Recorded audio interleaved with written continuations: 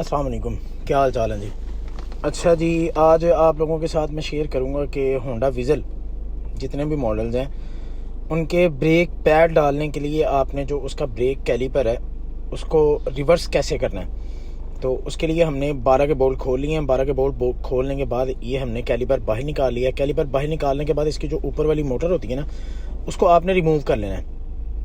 Remove करने के बाद ये सामने ये स्टार एल की बनी हुई है। स्टार एल की अगर एक साइड को घुमाएंगे तो आपका कैलिपर आगे को जाएगा, अगर दूसरी साइड को घुमाएंगे यानी कि क्लॉकवाइज घुमाएंगे तो आपका जो कैलिपर है वो आगे वाली साइड को जाएगा। एंटी क्लॉकवाइज घुमाएंगे तो वो पीछे को आएगा।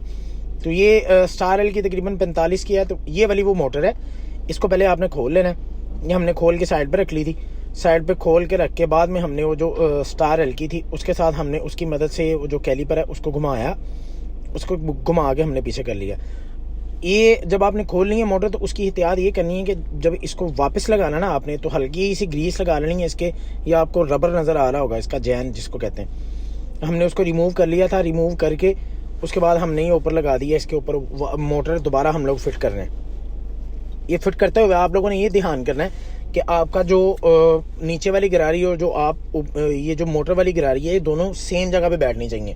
यानी कि इनके अंदर जो होल है ना वो दोनों अंदर जाके बैठने चाहिए। तो ये स्टार एल की के लगे होते हैं बोल्ट, ये भी हम वापस लगा देते हैं मोटर वाले। दो एक इधर वाली साइड पे होगा और एक दूसरी वाली साइड पे होगा। दोनों को हम लोग लगा लेंगे। ये हमने लगा लिया। ये लगा के इसकी भी स्टार एल की है।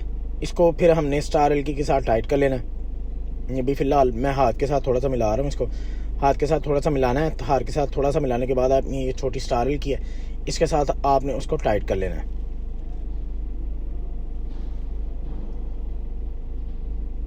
ये स्टार एल की मैं आपको दिखा देता हूँ कि ये कितने की है। ये T27 है। यानी कि आप अगर मार्केट में जाते हैं तो उनसे आप कह सकते हैं कि T27 की हमें वो एल की स्टार एल की दे दें तो वो आपको दे देगा। इजीली आपको मार्केट से मिल जाती है। ये दोनों हम टाइट कर लेंगे। टाइट करने के बाद इसको हल्का सा हमने T&L जो 8 का है, 8 के T&L के साथ हल्का सा इसको और ज़ोर लगा लेंगे ताकि ये जो स्टार एल की छोटी है तो इसे सही से टाइट नहीं होता है। तो हम T&L के साथ इसको थोड़ा सा और टाइट कर लेंगे। ये हमारी मोटर ऊपर फिट हो चुकी है। फिट होने के बाद हमने जो इसका कैलिपर है वो आप देख सकते हैं वो बिल्कुल पीछे जा चुका हुआ है। ये आपको एक दफ़ा मोटर के साथ यानी कि आपने मोटर पीछे कर ली दोबारा, फिर आपको कैलिपर जो है ना इसका वो आपको मैनुअली पीछे करना पड़ना है। ये इसका जो कैलिपर था वो जैम हुआ था, उस वजह से इसका रोटर भी ख़राब हो गया था। ये आगे जी हमारे माइटेक के डिस्क पैड इसके, तो ये आपको दिखा देते हैं। ये हमें तकरीबन मार्केट से मिले हैं कोई 4 से 5 हज़ार के करीब। कस्टमर खुद ही लेके आया था। तो ये हम डाल रहे हैं। आप लोगों को दिखा देते हैं कि पुराने वाले डिस्क पैड जो हैं ये देखें, इनका एक डिस्क पैड बिल्कुल ठीक था और दूसरा वाला डिस्क पैड की क्या कंडीशन है मैं आपको दिखा रहा हूँ। बिल्कुल ख़त्म हुआ है क्योंकि आपका जो कैलिपर था ना वो बिल्कुल एक साइड से जैम हुआ था। तो उसी की वजह से हमने रोटर पॉलिश भी करवाया आपका, जिसको डिस्क कहते हैं, वो हमने पहले करवाई है, पॉलिश करवाई है। पॉलिश करवाने के बाद फिर हमने इस पे डिस्क पैड नहीं डालने। अगर वैसे ही डाल देते तो आपके जो नए वाले डिस्क पैड होने थे वो भी ख़राब हो जाने थे। तो ये हमने लगा लिया जी। कैलिपर वापस फिट कर रहे हैं हम लोग। ये एक साइड का हमारा तकरीबन फिट हो चुका है और अब आ जाते हैं जी हम लोग डिस्क पैड डालने वाली साइड पे। ये हमने डिस्क पैड जब भी आपने डालने हैं तो उसको आपने ग्रीस लाजमी करनी है। ग्रीस करके डालें ताकि अगर डस्ट आ भी जाए तो वो आगे पीछे कम से कम मूव करता रहे। ये अंदर वाला भी बैठ गया जी और बाहर वाला भी।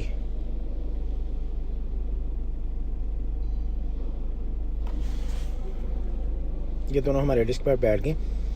उसके बाद हमने कैलिपर ऊपर, ये आ गया जी हमारा ऊपर कैलिपर। ये बाज़ जो नई हमारी गाड़ियाँ आ रही हैं उसमें तो आप कंप्यूटर के साथ इसको पीछे कर सकते हैं, लेकिन होंडा विज़ल वाहिद ऐसी गाड़ी है जिसके लिए आपको इसको खोलना ही पड़ना है। आप इसको खोल के रिमूव कर सकते हैं। ये ब्रेक जो ऑयल होता है उसका एक पाइप होता है। ये हमने दूसरी साइड वाला खोला जी। ये दूसरी साइड वाला खोल के देखें ज़रा, मैं एंटी क्लॉकवाइज घुमा रहा हूँ इसको। मैं जैसे इसको घुमाऊंगा ये पीछे चला जाएगा और ये एक जगह पे जाके बिल्कुल ख़त्म हो जाता है, यानी कि उससे आगे नहीं आप घुमा सकते। तो इसका मतलब ये होता है कि जितना उसने पीछे आना था वो पीछे आ चुका हुआ है।